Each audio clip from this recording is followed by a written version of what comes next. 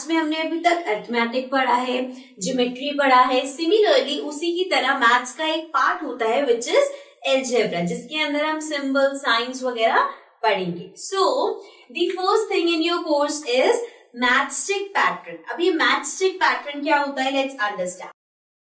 सो मैथस्टिक तो हम सबको पता है क्या होती है। तो मैथस्टिक पैटर्न, अब देखो, अगर मेरे पास मैथस्टिक्स हैं और मैं उन मैथस्टिक्स की हेल्प से कुछ बना रही हूं, जैसे कि सिंपल सा एग्जांपल लेते हैं, ये एक मैथस्टिक्स मैंने ऐसे लगाई, एक मैथस्टिक ऐसे लगाई, तो ये बन गया अल्फाबेट एल। ये कितनी मैथस्टिक्स से बना है, 2, right. So here number of matchsticks are, कितनी है, 2। सिमिलरली अगर मैंने एक और इसके आगे बना दिया, सो 1 2, 2 मैथस्टिक्स और लगी। Now the number of matchsticks are 4, right. So एक लेटर के लिए 2 मैथस्टिक्स चाहिए थी, 2 लेटर के लिए 4 मैथस्टिक्स चाहिए। सिमिलरली आगे अगर करते हैं तो 3 के लिए हमें रिक्वायर्ड है 6 मैथस्टिक्स। अब यहाँ पे एक पैटर्न फॉर्म हो रहा है। क्या पैटर्न फॉर्म हो रहा है, लेट्स सी। देखो, एक एल बनाने के लिए, दिस इज दी जो हम अल्फाबेट बना रहे हैं, एक बार एल बनाने के लिए हमें मैथस्टिक्स 2 चाहिए थी। 2 एल बनाने के लिए 4 मैथस्टिक्स, 3 एल बनाने के लिए 6 मैथस्टिक्स, 4 एल बनाने के लिए, ये हमने किया नहीं है बट पैटर्न देखो, 1 into 1 2, 2 into 2 4, 3 into 2 6। सो यहाँ पे क्या हो रहा है, जितने हम एल बना रहे हैं उसको हम मल्टीप्लाई कर रहे हैं 2 से। सो इसका मतलब अगर 4 हमें एल बनाने हैं तो मैथस्टिक्स 8 चाहिए होंगे, बिकॉज 4 into 2 is 8, राइट। अब टेस्ट करते हैं इसको। सो 1 2 3, अब यहाँ पे हमने बना दिया 4 मैथस्टिक्स, काउंट करो 1 2 3 4 5 6 7 8। सो दिस मीन्स हमें अगर 4 एल्स बनाने हैं तो 8 मैथस्टिक्स लगी। अब ऐसे अगर मैं आपसे पूछूं कि आपको 30 एल बनाने, कितनी मैथस्टिक्स चाहिए होंगी। सो अब यहाँ पे अगर आप 30 बार बना के देखोगे तो वो बहुत डिफिकल्ट हो जाएगा। सो उसके लिए जो फंडा हमने यहाँ यूज किया था 4 into 2, वही यहाँ अप्लाई होगा, दैट इज 30 into 2। अब नंबर ऑफ एल 30 है, सो मैथस्टिक्स हो जाएंगी 30 into 2। So 2 into 0 is 0, 2 into 3 is 6। सो मतलब कि अगर आपको 30 एल बनाने तो आपको 60 मैथस्टिक्स चाहिए होंगी। सो अब यहां से हमें एक हम बोल सकते हैं, रूल बोलते हैं हम, या आप उसे फॉर्मूला बोल सकते हो। सो यहाँ पे जो फॉर्मूला मिला दैट इज 2n। अभी 2n का क्या मतलब है, 2n means 2 multiply by n। 2 को हम मल्टीप्लाई कर रहे हैं n से। अब ये n क्या है, n है वेरिएबल। वेरिएबल क्या होता है वो हम अभी डिस्कस करते हैं, बट पहले इसको देखो, n इज अ वेरिएबल। और यहां पे हम बोल सकते हैं here n means number of else, मतलब कि कितने आपको एल बनाने हैं उसको 2 से मल्टीप्लाई कर दोगे तो नंबर ऑफ मैथस्टिक्स आ जाएगा। So let's create some space here. Now number of matchsticks equals to 2n। So हमने ये निकाला कि नंबर ऑफ मैथस्टिक्स जब भी हमें फाइंड करनी है फॉर फॉर्मिंग एल, ये जो हमारा एग्जांपल चल रहा है ये एल बनाने के लिए चल रहा है। सो नंबर ऑफ मैथस्टिक्स 2n चाहिए, ठीक है। अब यहाँ पे n is the number of else, कि कितने आपको एल बनाने हैं। सो अगर आपको 4 एल बनाने हैं सो 2 into 4 8 मैथस्टिक्स चाहिए। अगर आपको 10 एल बनाने हैं तो 10 into 2 20 मैथस्टिक्स चाहिए। अगर आपको 30 एल बनाने हैं तो नंबर ऑफ मैथस्टिक्स 30 into 2।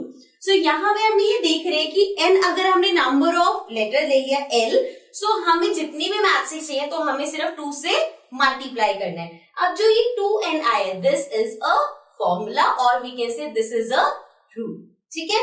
अब इसमें जो n है, जो यहाँ पे हमने नंबर ऑफ एल्स लिया है, ये एक वेरिएबल है। सो अब समझते हैं कि वेरिएबल क्या होता है। So now talking about variable, अभी हमने देखा था लास्ट में जब हमने रूल बनाया था तो रूल आया था 2n, जिसमें हमने कहा था कि ये n वेरिएबल है। तो अब हम समझते हैं कि वेरिएबल होता क्या है। वेरिएबल वर्ड आता है, एक वर्ड होता है वेरी। सो ये वेरिएबल वर्ड इसी वर्ड से आया है। अब इस वर्ड का मीनिंग होता है चेंज, ठीक है। अब चेंज का मतलब वेरिएबल में क्या है, दिस मीन्स कि अगर कोई आपके पास वेरिएबल है, जैसे यहाँ पे n है, उसी तरह से अगर कोई भी वेरिएबल है तो उसकी जो वैल्यू होती है, वैल्यू इज नॉट फिक्स्ड, मतलब कि उसकी वैल्यू फिक्स नहीं होती। It can take any value. अब ये जो मैंने 2 पॉइंट्स लिखे, इसका क्या मतलब है, पहली बात तो उसकी जो वैल्यू है वो फिक्स नहीं है। जैसे कि अगर कोई नंबर है 4, so it is a number, इसकी वैल्यू 4 है, ये फिक्स्ड है। लेकिन जब हम वेरिएबल की बात करते हैं तो उसकी वैल्यू फिक्स नहीं है। n 1 भी हो सकता है, 2 भी हो सकता है, 3 भी हो सकता है, 70 भी हो सकता है, 90 भी हो सकता है। सो मीन्स इसकी कोई वैल्यू फिक्स नहीं है। It can take any value, कोई भी वैल्यू ले सकता है। जैसे मैंने बोला कि इसकी 2, 3, 4, 5, 7, 80, 90 कुछ भी वैल्यू हो सकती है। सो वेरिएबल एक ऐसा होता है जिसकी कोई वैल्यू फिक्स नहीं होती, वो किसी की भी वैल्यू ले सकता है। So this was about variable. अब जैसे यहाँ पे 2n है तो n, जैसे हमने बात करी, कुछ भी हो सकता है। जब हम ये नंबर ऑफ मैट्रिक्स की बात कर रहे हैं तो अगर हम शेप L की ही फॉर्म कर रहे हैं तो वो 2L बना रहे हैं, 3Ls बना रहे हैं, 7Ls बना रहे हैं, 12Ls बना रहे हैं, तो यहाँ पे n चेंज होता रहेगा। जितने भी आप L बना रहे हो वो वैल्यू ले लेगा। अब यहाँ पे अगर वेरिएबल तो समझ आ गया, उसके बाद जो भी हम मैट्रिक्स पैटर्न कर रहे थे, अब उसमें आपके पास क्वेश्चन कैसे आते हैं।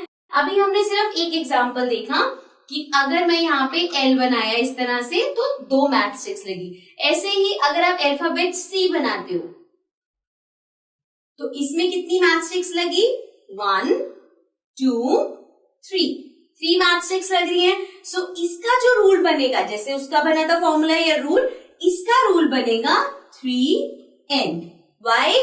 बिकॉज एक बनाने में 3 मैट्रिक्स लग रही है। सो 3 इंटू n हो जाएगा, क्योंकि एक बनाने में 3 मैट्रिक्स लगी। अगर एक और बनाएंगे तो 3 और मैट्रिक्स लगेंगी, मतलब 6। सिमिलरली और बनाएंगे तो 9, और बनाएंगे तो 12। सो अभी क्या हो रहा है, 3 इंटू 1 3, 3 इंटू 2 6, 3 इंटू 3 9, 3 इंटू 4 12। मतलब कि अब जो रूल है वो 3n होगा।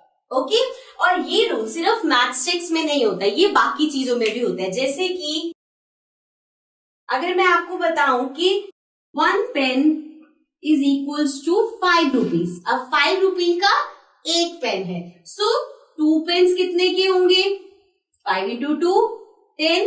3 पेन्स लेने हैं तो कितने रुपए के होंगे, 15। 4 पेन्स लेने हैं तो कितने के होंगे, 20।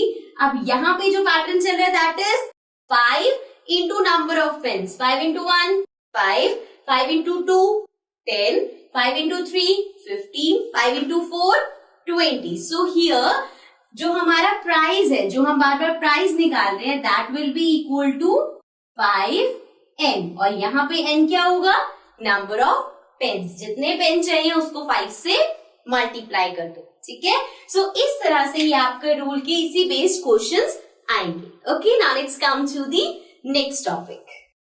So now our next topic is use of variables। अभी हमने पढ़ा वेरिएबल्स क्या होता है, जिनकी वैल्यू फिक्स नहीं होती, वो कोई भी वैल्यू ले सकते हैं। So now ये वेरिएबल कहाँ हम ऑलरेडी यूज करके आ चुके हैं, लेट्स सी। सबसे पहले बात करते हैं ज्योमेट्री में। अभी हमने लास्ट चैप्टर में ही पढ़ा था स्क्वायर का पेरीमीटर निकालना। Perimeter of square is equal to 4 into side, right, यही होता है perimeter.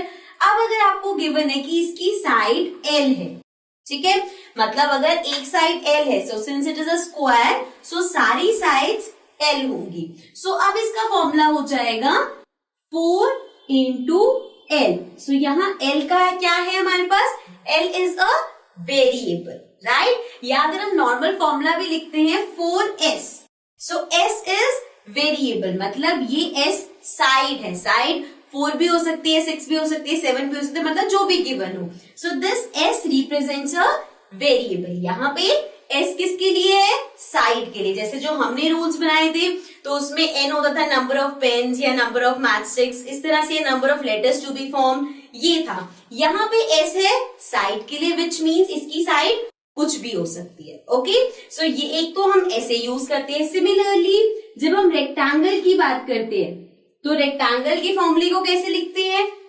We write perimeter as 2l plus b. अभी l और b क्या है? ये भी एक तरह से वेरिएबल है, लेंथ एंड ब्रेथ. लेंथ जो गिवन होगी, ब्रेथ जो गिवन होगी, उस तरह से. जैसे l आपको 4 गिवन है, b आपको 6 गिवन है, तो वो हम पुट करते हैं वैल्यूज. तो this l and b are variables. Okay, so इस तरह ज्योमेट्री में, अब एरिया के फॉर्मूलाज में भी यही होता है.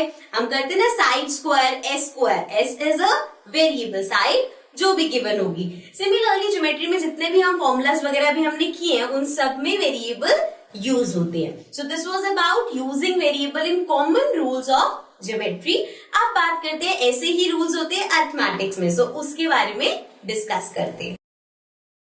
सो नाउ नेक्स्ट है हमारे पास अरिथमेटिक. अभी हमने ज्योमेट्री में देखा वेरिएबल कैसे यूज होते हैं. अरिथमेटिक में हमने कुछ प्रॉपर्टीज करी थी, जैसे कि one property was commutative property. अब कॉम्यूटेटिव प्रॉपर्टी के अकॉर्डिंग क्या होता है? If you have 2 plus 4, so 2 plus 4 equal होता है 4 प्लस 2 की, राइट? मतलब आप किसी भी ऑर्डर में उनको ऐड कर सकते हो, कुछ कोई भी नंबर पहले ले सकते हो या बाद में ले सकते हो. Similarly 2 into 4 is equals to 4 into 2. So हमने पढ़ा था कॉम्यूटेटिव एडिशन और मल्टीप्लीकेशन में वर्क करता है. अब इसी को ही हम वेरिएबल में लिखते हैं. We write it as a plus b is equals to b plus a. इस तरह से हम क्यों लिखते हैं? बिकॉज जब आप 2 प्लस 4 लिखते हो तो इसका मतलब क्या है? इसकी वैल्यू 2 है, इसकी वैल्यू 4 है. But when you right a plus b और b प्लस a, तो उसका मतलब है कि a और b की कोई भी वैल्यू हो सकती है, सिर्फ 2 और 4 के लिए नहीं है, सारी वैल्यूज के लिए, सभी नंबर्स के लिए. इसलिए हम क्यूमुलेटिव प्रॉपर्टी लिखते हैं a plus b equals to b plus a, या फिर a into b equals to b into a. So here these a and b are variable. So हम अरिथमेटिक में भी इसको इस तरह से यूज करते हैं, राइट? इसी तरह से जैसे ही कॉम्बिनेटिव प्रॉपर्टी है, हमारे पास और भी प्रॉपर्टीज है, जैसे कि डिस्ट्रीब्यूटिव प्रॉपर्टी है. सो उसमें क्या होता है? इफ यू हैव 108, या फिर कर देते हैं 7 इंटू 108. सो हम इसको कर देते हैं 7 इंटू 100 प्लस 8. फिर 7 को 100 से मल्टीप्लाई, 7 को 8 से मल्टीप्लाई, इस तरह से करते हैं. लिखते कैसे हम डिस्ट्रीब्यूटिव प्रॉपर्टी को? a b प्लस c है. सो a into b plus a into c, right? इसी तरह से होता है. नाउ दिस मीन्स अगेन यहाँ पे a b c वेरिएबल है कि a b c की कुछ भी वैल्यू हो सकती है, तो आप उसको इसी तरह से सॉल्व कर सकते हो. Okay, so this is how we use variables in geometry and arithmetics. Now let's come to the next topic. Now our next topic is expressions with variable. अभी हमने देखा था कि कहाँ पे हम वेरिएबल्स को यूज करते हैं. अब हम बात कर रहे हैं एक्सप्रेशंस की जिनमें वेरिएबल आता है. सबसे पहले एक्सप्रेशंस क्या होता है? जब अलग अलग टर्म्स ऐड होती हैं, सबट्रैक्ट होती हैं, तो हम बोलते हैं कि एक एक्सप्रेशन फॉर्म होता है. जैसे कि if I write 2x plus 3y plus z plus 7. So यहाँ पे अलग अलग टर्म्स ऐड हो रही है. ऐड भी हो सकते हैं, कहीं पे माइनस भी हो सकता है, प्लस भी हो सकता है. सो ये पूरा बन रहा है एक एक्सप्रेशन. ओके, अब इस एक्सप्रेशन में जो ये x, y, z वेरिएबल्स आ रहे हैं, ये किस तरह से आते हैं, कैसे वेरिएबल ऐड होते हैं, मल्टीप्लाई होते हैं, डिवाइड होते हैं, तो एक्सप्रेशन फॉर्म कैसे होता है वो हम अभी देखेंगे. सो सबसे पहले बेसिक से स्टार्ट करते हैं. एक छोटा सा एग्जांपल लेते हैं. Let's suppose x plus 5. सो अब ये एक्सप्रेशन है x प्लस 5. इस एक्सप्रेशन का मतलब क्या है? 5 इज एडेड टू x. 5 हमने ऐड किया है x में, right? Then similarly if I write t minus 7, so अब क्या कर रहे हैं हम, 7 is subtracted from t. अब यहाँ पे जो ये t है ये हमारा वेरिएबल है, सो t माइनस 7 मतलब t में से हमने 7 माइनस कर दिया। t वेरिएबल है तो उसकी कोई भी वैल्यू हो सकती है। देन नेक्स्ट हम लेते हैं 10y। 10y का मतलब क्या है, अब यहाँ पे क्या हो रहा है, ये मल्टीप्लाई हो रहे हैं, सो 10 is multiplied to y। अब y क्या है, वेरिएबल, तो 10 मल्टीप्लाई कर रहे हैं y से। नेक्स्ट हम लेते हैं, लेट्स सपोज x अपॉन 4। अब x अपॉन 4 मतलब x मेरा वेरिएबल है, सो x is divided by 4। x को हमने डिवाइड किया है 4 से। ओके, सो ये हमने देखा प्लस का, माइनस का, मल्टीप्लीकेशन का और डिवीजन का। इसी तरह से अगर मेरे पास एक्सप्रेशन है -2p, अब ये नेगेटिव आ गया, सो इसमें भी सेम है, p is multiplied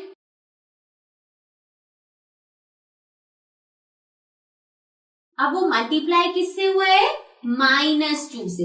यहाँ पे भी आप ऊपर आगे पीछे कर सकते हो, जैसे कि x is added to 5, 5 is added to x, same है। जैसे अब ये है t माइनस 7, तो 7 is subtracted from t, इसमें t बाद में ही आएगा। सो मीन्स ये है कि इंग्लिश में आप कैसे भी लिख सकते हो, बस समझ आना चाहिए कि मल्टीप्लाई हो रहा है, ऐड हो रहा है, डिवाइड हो रहा है या सब्ट्रैक्ट हो रहा है। ओके, सो ये -2p हो गया कि हम p को मल्टीप्लाई कर रहे हैं -2 से। नेक्स्ट हमारे पास एक्सप्रेशन है 7x प्लस 3। अब जो हमारे पास वेरिएबल है x, इसमें दो चीजें हो रही है, एक तो ये 7 से मल्टीप्लाई हो रहा है, देन इसमें 3 ऐड हो रहा है, so this will be x is multiplied by 7। पहले हमने x को मल्टीप्लाई किया 7 से, then 3 is added to the product, फिर उनके प्रोडक्ट में ये जो मल्टीप्लाई किया उसमें हमने 3 ऐड कर दिया। सिमिलरली अगर यहाँ पे माइनस होता तो हम कहते x is multiplied by 7, then 3 is subtracted from the product। मतलब जैसे जैसे स्टेप वाइज वेरिएबल के साथ पहले मल्टीप्लीकेशन हो रहा है, फिर एडिशन हो रहा है, तो वही हम लिख देंगे। अब क्वेश्चंस आ सकते हैं कि आपको ये एक्सप्रेशन गिवन है, इन एक्सप्रेशन से आपको बताना है, इसको कन्वर्ट करना है कि वेरिएबल के साथ क्या हुआ है। अदरवाइज इसका उल्टा हो सकता है कि आपको ये रिटन वे में दे रखा है, अब इससे आपको एक्सप्रेशन फॉर्म करना है। सो दोनों चीजें सेम है, ये गिवन होगा तो आप ऐसे लिख सकते हो। अब अगर ऐसे गिवन है 5 is added to x, तो हमें पता चल रहा है हमें 5 ऐड करना है x में, so that can be 5 plus x और x प्लस 5। ओके, सो ये था हमारे एक्सप्रेशंस वेरिएबल यूज करके। अब इसी के ही आपके पास प्रैक्टिकल क्वेश्चंस भी है, सो उसको भी आप समझते हैं। So now we have talked about expressions with variable। हमने ये भी देखा कि अगर आपके पास स्टेटमेंट फॉर्म में आएगा तो उससे आप एक्सप्रेशन कैसे बनाओगे। अब बात करते हैं अगर आपके पास एक्सप्रेशंस प्रैक्टिकली है, मीन जैसे वर्ड प्रॉब्लम्स में आए, कुछ दे रखा है एंड उससे हमें एक्सप्रेशन फॉर्म करनी है। सो इन दैट केस अब हम यहाँ पे एक एक करके एग्जाम्पल लेंगे जिस टाइप के क्वेश्चंस आते हैं। सो बेसिक जो हम यहाँ पे भी कंसेप्ट में समझेंगे, मोस्टली जितने भी क्वेश्चंस होंगे उसी के आसपास आएंगे। सो the first one we have is I have 4 more marbles than Rahul।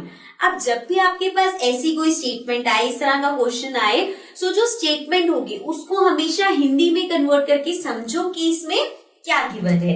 So I have 4 more marbles than Rahul, मतलब राहुल के पास मार्बल्स हैं, मेरे पास राहुल से 4 ज्यादा मार्बल्स है।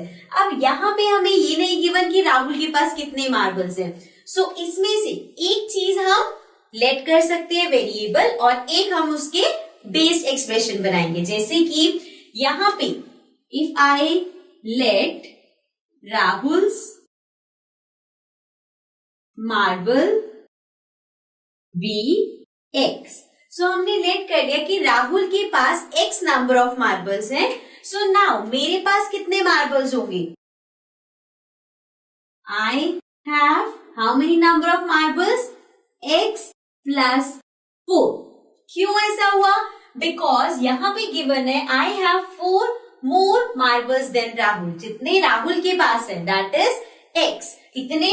उससे 4 ज्यादा है। मतलब कि अगर राहुल के पास 2 मार्बल्स है तो मेरे पास 2 plus 4 6 हो जाएगा, बिकॉज उससे 4 ज्यादा है। अगर उसके पास 4 मार्बल्स है तो मेरे पास 8 होंगे, बिकॉज 4 plus 4, मतलब जितने भी उसके पास मार्बल्स है वो हमें नहीं गिवन। हो सकता है 20 मार्बल्स हो उसके पास, तो मेरे पास उससे 4 ज्यादा मार्बल्स होंगे। अगर उसके पास 20 है तो मेरे पास 24 होंगे। सो यही यहाँ पे इस एक्सप्रेशन में आपको गिवन था, इस स्टेटमेंट में यही बोल रखा था कि I have 4 more marbles then Rahul.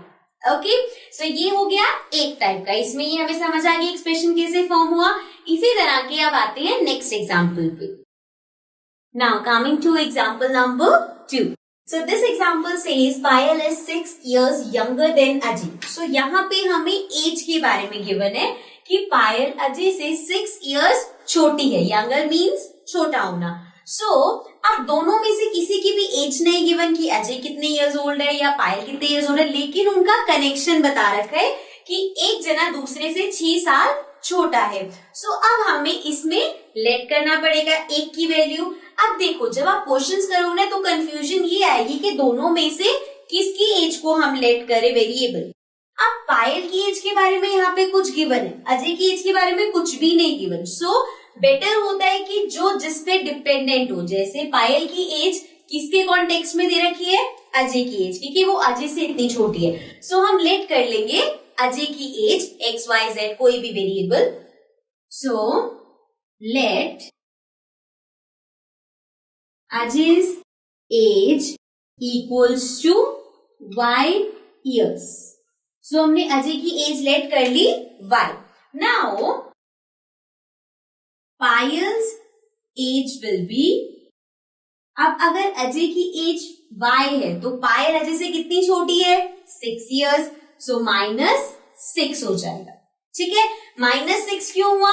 देखो, अगर बात करते हैं हम, देयर आर 2 brothers, एक 4 साल का है, दूसरा उससे 1 साल छोटा है। 1 साल छोटा है मतलब वो 3 साल का होगा, तो वो 3 years कहां से आया? 4 - 1। सो 4 साल का कोई है, उससे 1 साल छोटा, -1। ऐसे ही y years का अजय है, उससे 6 years छोटा, -6।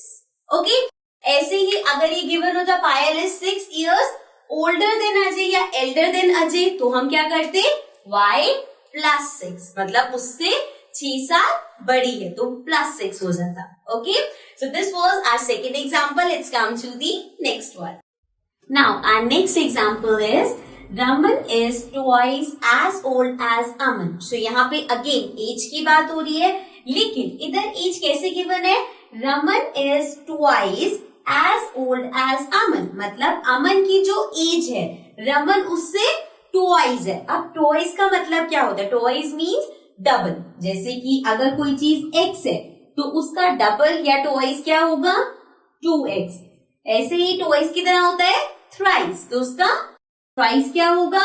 3x। और इसी में ही हम यूज करते हैं टाइम्स। जैसे if I write something as 6 times, so 6 times of x is 6x। 8 times of x is 8x। सो इसको जैसे ट्वाइस लिखा है, इसको हम ऐसे भी लिख सकते हैं 2 times of something। ओके, सो हमें ये तो पता चल गया ट्वाइस का मतलब क्या है। अब यहाँ पे 2 जनों की एज की बात हुई है, अमन एंड रमन। रमन की एज अमन के थ्रू बताइए, right? So if I let Aman's age be X, so हमने लेट कर लिया कि अमन की एज एक्स है। So now Raman's age will be, अगर अमन की एज x है तो रमन की एज उससे ट्वाइस है, मतलब 2x। ओके, सो ये समझ आया? ट्वाइस हो, थ्राइस हो, 6 times, 7 times, कुछ भी हो, so that means multiplying it with the variable. Okay, so this was our next example. अब आते हैं अपने अगले एग्जांपल पे. So now the next example says Raju's father's age is 2 years more than 3 times Raju's age. अब इसको अच्छे से समझना है. ये पढ़ने में बहुत कंफ्यूजिंग लग रहा है बट वैसे बहुत सिंपल है. इसको ब्रेक कर करके समझो. Raju's father's age, किसकी एज की बात हो रही है? राजू के फादर की एज की. is 2 years more than 2 साल ज्यादा है किससे?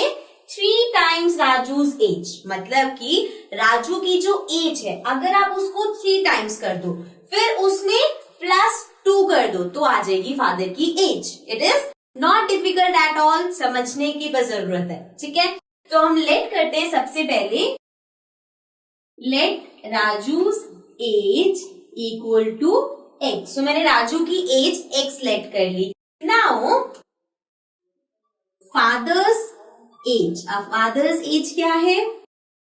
3 टाइम्स राजू's एज. राजू की एज का 3 टाइम किया दैट इज 3x. अभी हमने समझा.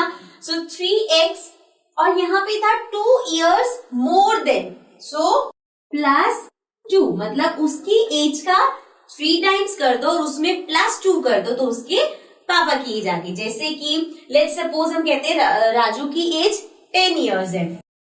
ठीक है, तो अब उसके फादर की एज बोले कि इसका 3 टाइम्स कर दो मतलब 3 into 10 30 हो गया. अब उसके फादर की एज 30 नहीं है 32 है. इसलिए उन्होंने बोला कि इसका 3 टाइम्स करने के बाद +2 कर दो. सो उनकी एज आ गई. ठीक है, ये समझ में आया है. शायद आपको लग रहा हो कि तो बहुत डिफिकल्ट होगा बट डिफिकल्ट नहीं है अगर आपको समझ आ गया हो तो. Okay, so now let's come to the next example. Now our next example is Palak's age after 5 years. यही आ सकता है Palak's age 5 years from now. इसका क्या मतलब है? अभी जो एज है 5 years बाद उसकी एज क्या होगी? जैसे अभी आपकी एज लेट्स सपोज 16 years है एंड देन मैं पूछ रही हूँ 2 साल बाद आप कितने साल की होगे? तो ऑब्वियसली 18 years के होगे. 16 + 2 मतलब जितने साल बाद का देखना है उतना ऐड कर दिया. अब देखो जब मैंने आपकी 2 साल बाद वाली एज बताई तो अभी वाली एज में प्लस किया. यहाँ पे प्रेजेंट एज भी नहीं given. So present age will be x. Present age ले ली हमने x. Now age after 5 years और age 5 years from now will be x + 5. ठीक है ना. जैसे अगर होता 3 years बाद कितनी होगी तो +3. 7 years बाद कितनी होगी तो +7. सिमिलरली ये हो किस में रहा है यार? प्रेजेंट एज में. तो हमने प्रेजेंट एज x लेट कर ली. सिमिलरली नेक्स्ट एग्जांपल है पूनम्स एज 3 years अगो. 3 years अगो मतलब 3 साल पहले. अब ये उसका उल्टा हो गया. पहले में हमने पूछ रहे थे कि अभी से आगे की एज, यहाँ पे हम पूछ रहे हैं पहले की एज. सो अगेन यहाँ पे भी कैसे बताएंगे हम? प्रेजेंट एज x लेट करके. जैसे कि अगर अभी आपकी जो एज है मैं पूछूं 2 साल पहले आप कितने साल के थे तो अपनी एज में से आप 2 माइनस करोगे. कौन सी एज में से? प्रेजेंट एज में से. अभी जितने साल के हो उसमें से 2 माइनस करोगे. सो सिमिलरली प्रेजेंट एज अगर x है तो एज 3 years अगो मतलब 3 साल पहले होगी x - 3. ओके, तो ये ध्यान रखना है. आफ्टर एज बतानी है तो प्लस करते हैं, बिफोर एज बतानी है तो माइनस करते हैं. ओके, सो सिमिलरली अब आते हैं अपने नेक्स्ट एग्जांपल पे. Now our next example is price of wheat per K G ₹5 less than price of rice per K. G यहाँ पे हमारे पास 2 चीजें हैं. एक तो price of wheat per KG and price of rice per K. अब इसको सिंपल लैंग्वेज में बोले तो यहाँ ये गिवन है कि व्हीट 1 किलो व्हीट अगर आप ले रहे हो तो वो राइस के प्राइस से 5 रुपए कम है. मतलब अगर राइस का प्राइस लेट्स सपोज 25 रुपए है तो व्हीट का 1 किलो का प्राइस 20 हो गई क्योंकि वो 5 रुपए कम है. ₹5 लेस देन मतलब राइस का प्राइस ज्यादा है, व्हीट का राइस से कम है. अब यहाँ पे जो व्हीट का प्राइस है वो डिपेंड हो रहा है राइस के प्राइस पे. सो हम लेट करेंगे price of 1 kg rice is equals to x। अब वेरिएबल आप कुछ भी लेट कर सकते हो, x, y, z, a, b, c, जो भी आपको करना हो आप लेट कर सकते हो। यहाँ पे मैंने लेट किया है x। So price of rice हो गया, 1 किलो राइस का प्राइस हमने लिख दिया x rupees. So price of 1 kg wheat, wheat का प्राइस कितना होगा? अगर राइस का प्राइस x है तो व्हीट का प्राइस होगा x में से कितने कम है? 5 रुपीज। सो 5 माइनस कर देंगे, सो ये हो गया x minus 5। Okay, so now let's come to the next example. So the next example we have is price of oil is 5 times price of rice. मतलब राइस का जो प्राइस है, ऑयल का प्राइस उसके 5 गुना ज्यादा है, हम बोल सकते हैं 5 टाइम्स ज्यादा है। सो अगेन इसमें पहले हम कर लेते हैं price of rice. So let's suppose price of rice मैंने P लेट कर दिया कि इतना प्राइस है राइस का। So now price of oil, तो ऑयल कितने का होगा? वो राइस के प्राइस का 5 टाइम्स है, मतलब P का 5 times. So 5 times of P is 5P, मतलब ऑयल का प्राइस हो जाएगा 5P। Okay, now let's come to the next example. Now our next example is speed of bus is 10 kilometer per hour more than the speed of truck. So यहाँ पे दो चीजों की बात हो रही है, speed of bus and speed of truck. अब given क्या है कि जो बस की स्पीड है वो 10 किलोमीटर पर आवर ज्यादा है किससे? स्पीड ऑफ ट्रक से। मतलब ये डिपेंडेंट किस पे हो रहा है? स्पीड ऑफ ट्रक पे। सो अगर मैं लेट कर लूं, let the speed of truck equals to x। So हमने ट्रक की स्पीड ले ली x। सो अब बस की स्पीड क्या होगी? बस की स्पीड है उससे 10 किलोमीटर पर आवर ज्यादा। सो x प्लस 10, मतलब जितनी ट्रक की स्पीड थी उसमें 10 ऐड कर दिया। ओके, सो इस तरह से हमने ऐसे कर लिया, जैसे हमें गिवन था वो ही हमने अप्लाई कर दिया। सो अब ये थे एग्जांपल्स जिसके बेस्ड आपके पास प्रैक्टिकल क्वेश्चंस आएंगे, जिनको हम वर्ड प्रॉब्लम्स बोलते हैं। यही बेसिक चीजें लेके वो आपको कुछ ना कुछ फाइंड करने को बोलेंगे। Okay, now let's come to the next topic. Now the next topic is value of variable. अभी तक हम क्या कर रहे थे? वेरिएबल्स के बारे में पढ़ रहे थे। अब हम देखेंगे कि वेरिएबल की वैल्यू अगर हम पुट करें, हमने डिस्कस किया था कि वेरिएबल की कोई फिक्स्ड वैल्यू नहीं होती, वो कोई भी वैल्यू ले सकती है। तो वो वैल्यूज कैसे हो सकती है और क्या होता है, लेट्स सी। सो नाउ अगर मेरे पास एक इक्वेशन है 2n इक्वल्स टू 10। अभी मैंने वर्ड बोला इक्वेशन, अभी तक जो हम पढ़ रहे थे वो था एक्सप्रेशन। एक्सप्रेशन और इक्वेशन में डिफरेंस क्या होता है? अगर मैं लिख रही हूँ 4x प्लस 3, सो ये एक एक्सप्रेशन है। इसी में अगर मैं लिख दूं इक्वल्स टू 10, सो ये बन गया इक्वेशन। इक्वेशन मतलब दो साइड है, left hand side, right hand side, और बीच में इक्वल्स टू का साइन है, so that is an equation. So ये 2n इक्वल्स टू 10 एक इक्वेशन है। अब यहाँ पे आपको पता है कि हमारे पास n वेरिएबल है। सो अब हमें देखना है n की वैल्यू क्या होगा। मतलब कि अगर मैं n इक्वल्स टू 1 रखती हूँ तो ये हो जाएगा 2 इंटू 1 2। अगर मैं n की वैल्यू रखती हूँ 2, सो 2 इंटू n की जगह 2 लिख दिया, दैट इज 4। अब अगर मैं n की वैल्यू 3 लिखूंगी, so 2 into n 3 equals to 2 into 3 6, right. Similarly n equals to 4 रखेंगे तो अब n की जगह आपको 4 पुट करना है, सो 2 इंटू 4 इज 8। अभी भी देखो आंसर्स क्या आ रहे हैं, 2 4 6 8, 10 नहीं आया। But now if I put n equals to 5, so 2 into 5 is 10।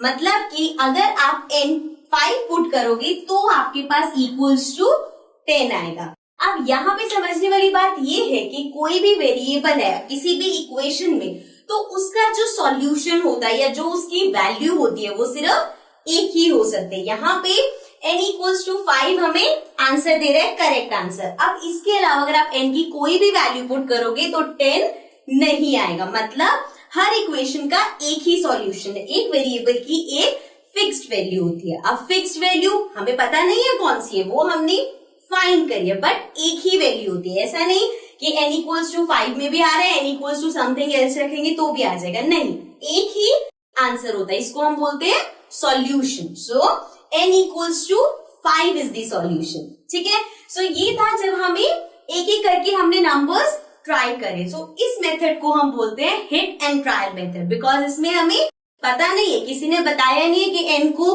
5 रखो या n को 7 रखो, नहीं, हमने एक एक करके ट्राई किया है। So that is hit and trial method. Okay, now let's come to the next topic.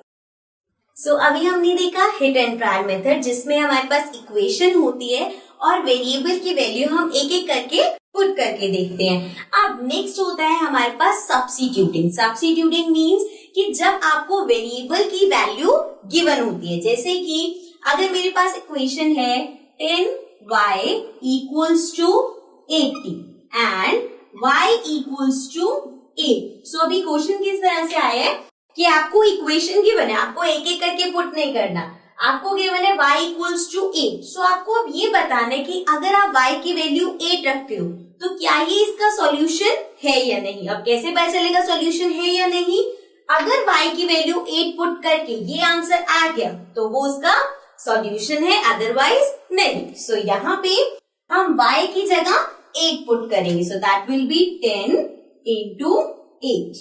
Now 10 into 8 is 80। So we can see इसको सॉल्व करके 80 आया, मतलब left hand side equals to है राइट हैंड साइड, बिकॉज हमने तो ये solve किया था, आंसर ये आया, मीन्स दोनों साइड्स इक्वल है अगर हम y इक्वल्स टू 8 रखेंगे, ठीक है।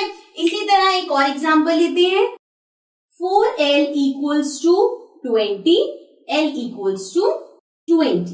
अब यहाँ पे इक्वेशन है 4l equals to 20 and l की वैल्यू गिवन है 20, मतलब l की वैल्यू आपको 20 पुट करनी है। सो 4l में अगर l की वैल्यू 20 पुट करेंगे, so that will B 4 into 0 0, 4 into 2 8, तो हमारे पास आंसर क्या आया 80। यहाँ पे क्या गिवन है 20। This means LHS is not equals to RHS, मतलब कि L equals to 20 is not the solution।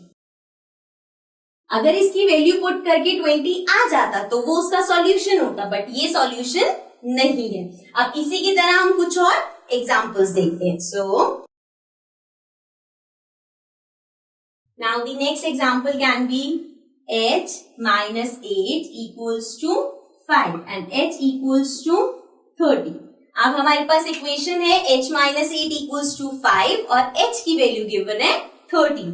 सो हमने h की जगह पुट किया 13 माइनस 8। अब 13 में से 8 माइनस करेंगे, सो वी विल गेट 5, जो कि हमारा RHS है। So this means h equals to 13 is the solution, because इसको पुट करके हमारा RHS आ गया। ओके, सिमिलरली एक और एग्जांपल लेते हैं, t upon 5 equals to 4 and value of t is 20। अब हमारे पास जो इक्वेशन है वो है t upon 5 equals to 4 और t की वैल्यू गिवन है 20। सो t को 20 पुट किया अपॉन 5। अब ये डिवाइड हो रहा है, 5 के टेबल में 20 आता है, 5 इंटू 4 इज 20, तो ये कैंसिल हो जाएगा। आंसर क्या आया 4। This means LHS equals to RHS, so t equals to 20 is the solution। Okay, so ये बेसिक है, मल्टीप्लाई में आ सकते हैं, एडिशन में आ सकते हैं, सब्ट्रैक्शन में आ सकते हैं। एक होते हैं इक्वेशन जिसमें मल्टीप्लाई भी हो रहा है और ऐड भी हो रहा है, सो उसका भी एग्जांपल देखते हैं। सो नाउ अगर आपके पास है 2l plus 3 equals to 7 and l equals to 2। अब हमारे पास इक्वेशन क्या है 2l plus 3 equals to 7। अगर हम लेफ्ट हैंड साइड पे देखें तो वेरिएबल l है, l मल्टीप्लाई भी हो रहा है और उसमें +3 भी हो रहा है। सो पहले इसको सॉल्व करते हैं, l equals to 2 पुट करके। सो ये आ गया 2, l की जगह 2 पुट किया +3। Now 2 into 2 is 4 plus 3. So 4 plus 3 is 7. Answer क्या आया 7 और राइट हैंड साइड पे क्या है 7. So this means again left hand side is equals to right hand side, which means L equals to 2 is the solution. Okay, so this was about this chapter. This was the last topic for this chapter. अब हमने इसके concept सारे clear हो गए. जो जो topics हमने पढ़े हैं उसी के ही बेस्ड आपके पास क्वेश्चंस आएंगे. So that's it for this chapter. I'll be coming back again with the new chapter. Till then, take care and bye bye.